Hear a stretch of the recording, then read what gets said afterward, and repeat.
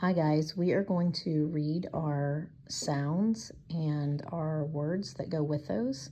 So I'm going to start up here with a, apple, b, baby, c, cup, d, door, e, elephant, f, fish, g, glasses, h, hand, I, inside, j, jump, k, kick, L, light, M, mama, N, nose, A, October, P, pencil, Qu, quiet, R, run, S, snake, T, table, umbrella, V, visit, W, water, X, box, Y, yes, Z, zip.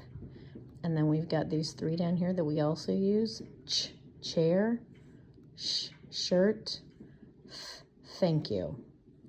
All right, so make sure you're practicing those and you know them. I'm going to come back and we're going to do some reading.